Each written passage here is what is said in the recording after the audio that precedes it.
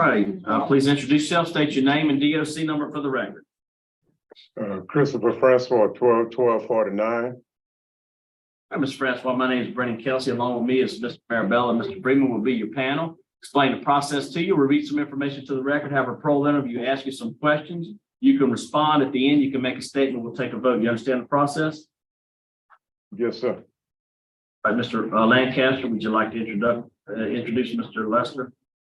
Thank you, Mr. Kelsey. Robert Lancaster. I'm here today representing Mr. Francois with LSU Parole and Reentry Clinic.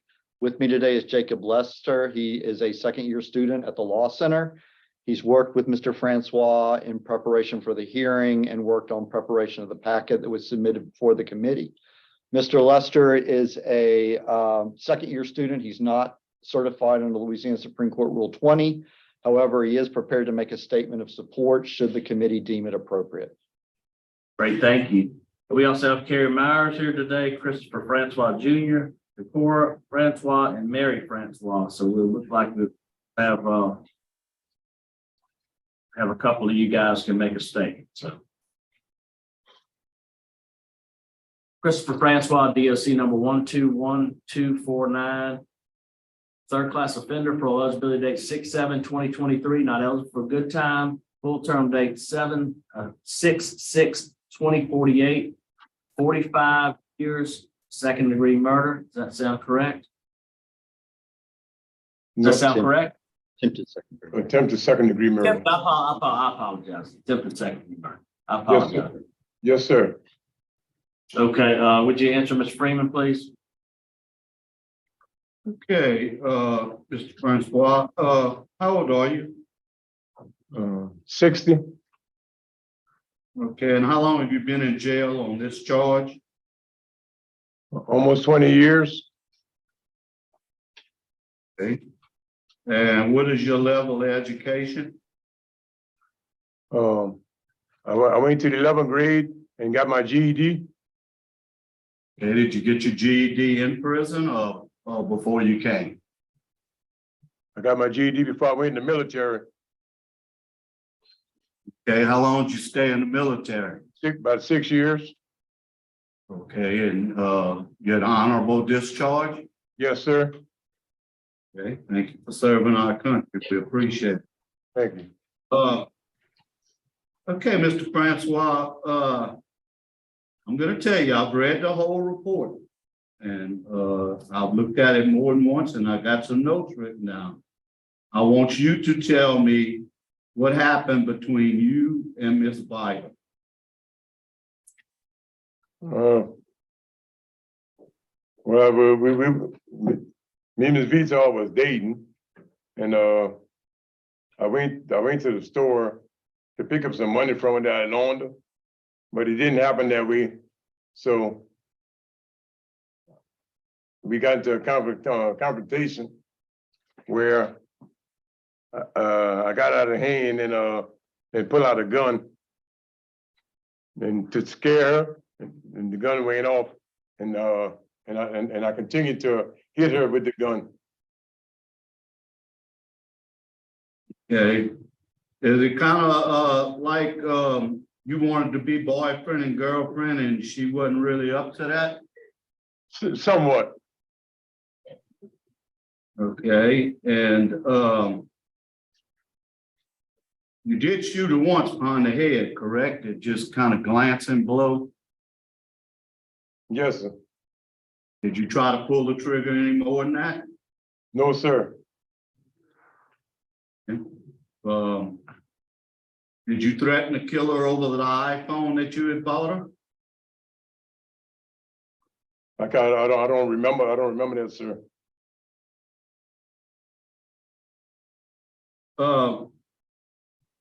You know, Mr. Francois, you got a concerning history. Back in 1989, you got in a confrontation with some people and you shot out of your car. What was that about? We got in a confrontation at a club.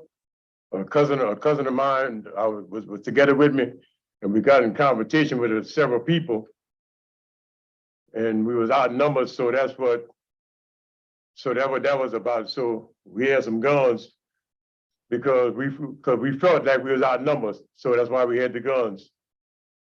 It was like 12 people against us too, so that's what we did. Okay, did you went get guns? I mean, you know, or you knew that y'all still had this confrontation going on and you was a little nervous that something might go down? Well, it happened at the club, but when this guy went and get the rest of their brothers and cousins, there was like about 12 people. So then we went and get the guns. All right. Also in 1997, you shot at another girlfriend. What was that about? I had no recollection of that one. I went to jail. I went to jail for that, because they said they seen me at the scene, which is shooting this at this person's house. But I didn't shoot that person. Yeah, they charged you with attempted manslaughter and you had 5 years probation, 5 years suspended. Right. Okay. In 2003 is when you picked up these charges. Is that correct? Yes, sir. Okay. Were you on drugs, alcohol when this went on? Yes, sir. But what were you on, alcohol or drugs? I did both of them. Okay, how old were you when you started drinking? Maybe like in high school, maybe. Something like Okay, that. And what kind of drugs did you use? Like cocaine. Okay, how old were you when you started the cocaine? Might be in my 20s. Have you taken any classes with regards to alcohol or drugs? Yes, sir. What you taking?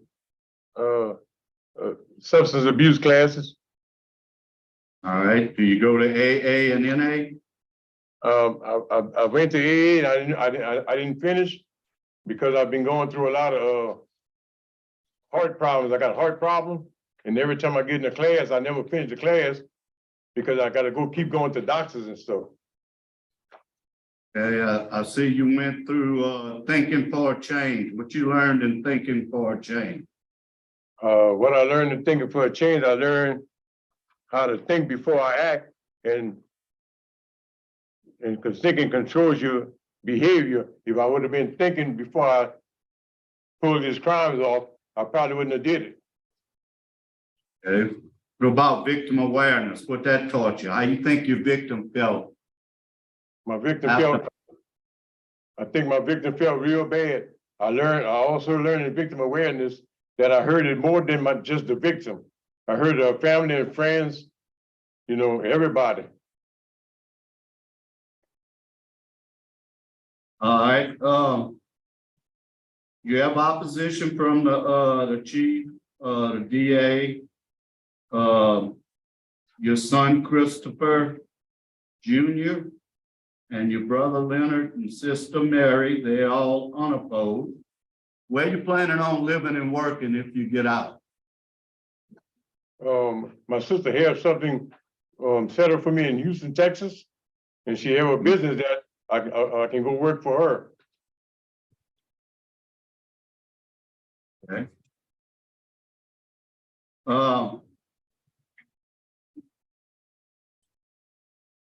You had 12 disciplinary write-up. In 817, you had a contraband. What was that about? Back when they were selling tobacco, I was at another camp beside the camp I'm in now, and when I moved to the other camp, they had a little bag of cigarette tobacco, It was in my box. I wasn't aware of it, but it was mine because it was in my box. So when they had a shakedown, they found it, and that's what the write-up was about. Okay. And in 2017, you had a fight. What was that fight about? Me and a friend of mine got into an argument on the walk, and we exchanged licks, 2 licks, and the security officer told us to stop, and then we stopped, and then they wrote me up. It's not a bad disciplinary record. Like I say, you've had 12 write-ups in 20 years, and you hadn't had none in the last 5.5 years. So obviously you must have learned something. Had you taken your, let's see. Yeah, you're taking your anger management by then. Okay,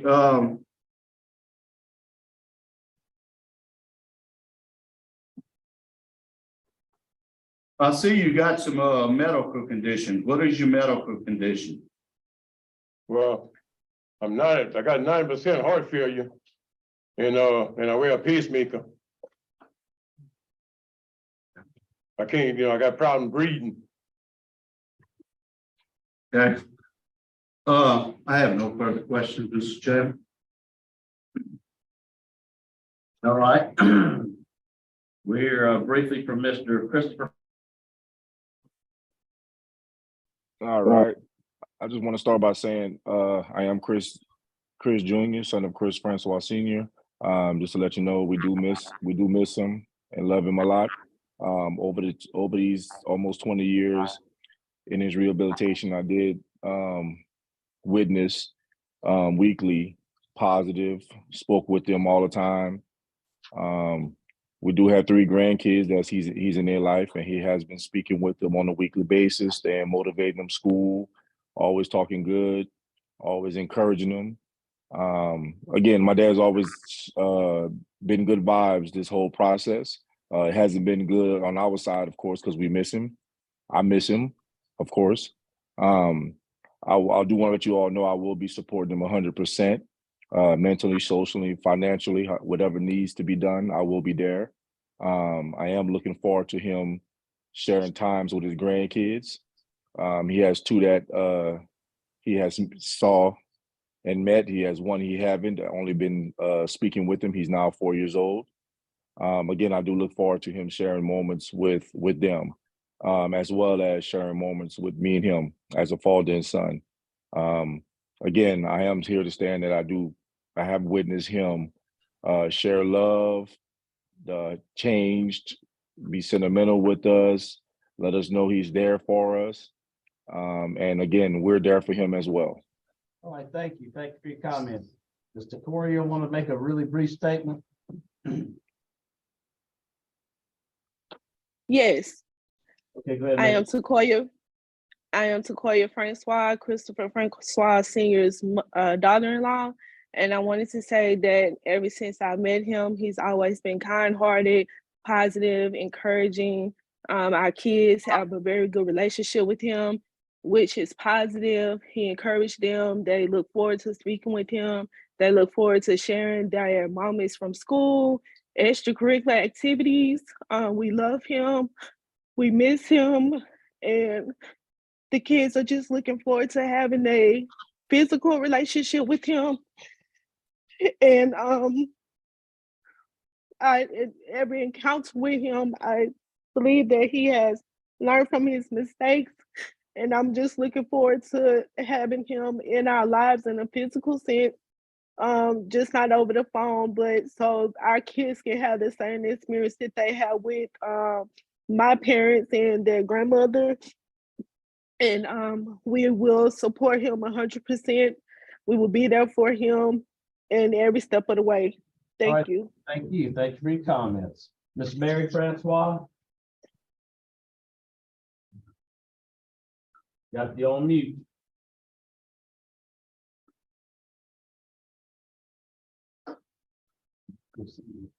All right, can you hear me? Miss Mary, Hello? I can hear you now. Yep. All right. Hi. My name is Mary Francois. I am the sister of Christopher Francois. I'm the one that he's going to be staying with. Over the course of the 20 years, I visited Christopher 2 times every year in person, spend the whole entire day with him. I've noticed the change in him over the years. I've talked with him. I've encouraged him. He's encouraged me. I run a nonprofit, a 501c3 nonprofit organization called Helping Elevate Low-Income People. A component of that organization is a program called Rescue Recovery. Rescue Recovery is a process where we take an offender from the time they get convicted all the way to a year after they get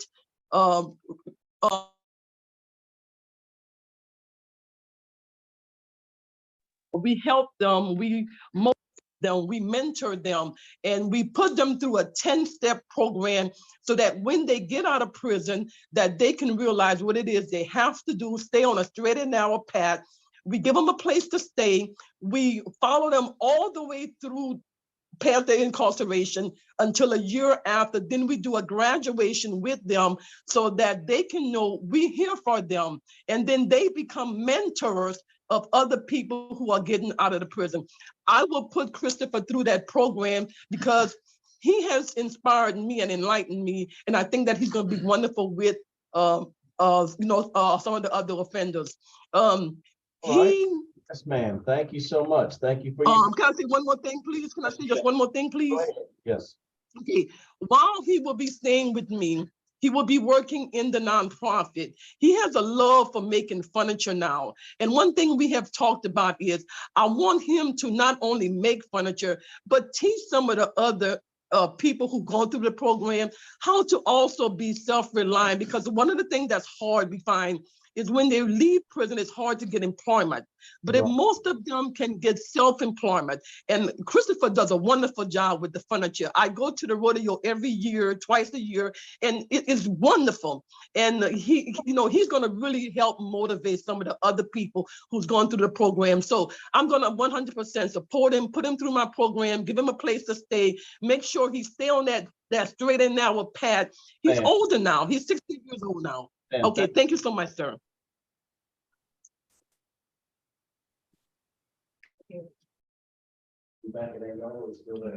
Ward, do you have any? No. Mr. Kelsey, just to,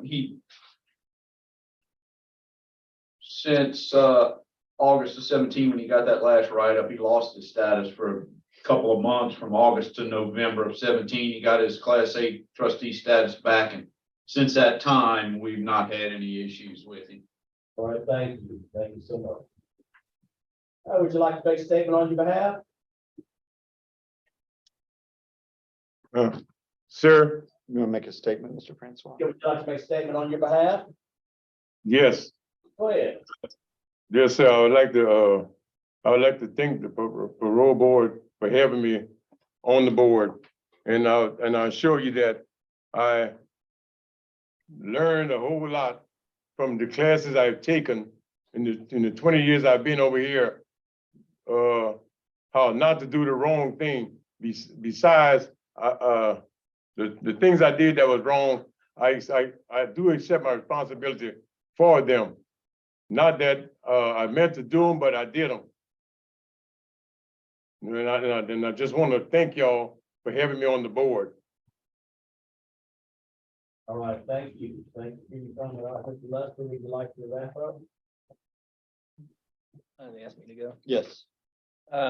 Yes, I'd like to start off by thanking the board for your patience and for listening today.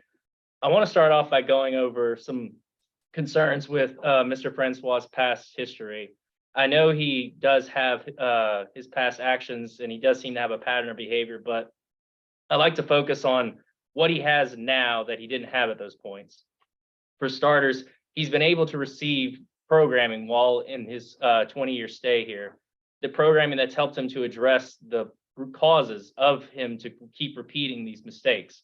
He's learned to control his anger and to start thinking his actions throughout more carefully. He's also had 3 new grandchildren that he's come to love and develop a new relationship that's caused him to develop a new perspective on life and trying to keep himself from making these same mistakes that has kept him from them. Mr. Francois also has developed new heart issues that have really caused him to grapple with his morality and thinking about where he wants to spend the rest of his life and who he wants to spend it with. He's talked a lot about just wanting to spend it with his family and those he really cares about. And in conclusion, I just want to say that Mr. Francois has an excellent reentry plan that includes transitional services and housing with the Parole Project, as well as a long-term reentry plan with his sister and her helping elevate low-income people that will give him specialized care to help him reintegrate and continue his rehabilitation outside of prison. Thank you. All right, thank you. Panel prepared to vote? Yes, sir. Mr. Freeman? Mr. Myers, will y'all be able to do the interstate compact from the parole project? Francois's parole eligibility date is June 7th. So if he is granted, he will start his interstate compact. And then when he's finished his programming with us, he'll be able to go to Houston. Okay, thank you, sir. Okay, Mr. Francois, you know, you had a good interview. You kind of convinced me. I was a little concerned about your past criminal history, but you have great family support. So my vote is to grant, and I'm not gonna make it conditional because I think you'll have an interstate compact, but to grant complete interstate compact to Texas, no contact whatsoever with the victim. I'm talking about a phone call or anything, and I'll vote to put you right back where you're at. Did you hear me? Yes, sir. Also, I do not want you to return to St. Martin Parish. Okay, that's my vote today. Right? Mr. Marabella? Thank you, Mr. Chairman. Mr. Francois, I agree with Mr. Friedman. You've got a good transition plan. You've worked hard while you've been in prison. My vote would likewise be the same to Texas. I think that's a good program that you're going to. Your sister has a program there after you complete the Louisiana Parole Project. I think that will give you the best opportunity to have a good and successful life. So good luck to you. Thank you. Two votes to grant. Also, I'm going to vote to grant you parole. You have no contact with the victim. You won't return to don't go to St. Martin Parish. You'll work on your interstate compact, Texas. You'll maintain full-time employment. Sounds like you have a good plan. So 3 votes to grant. Today, your parole's been granted. Good luck to you. Thank you very much. Thank you. Thank you.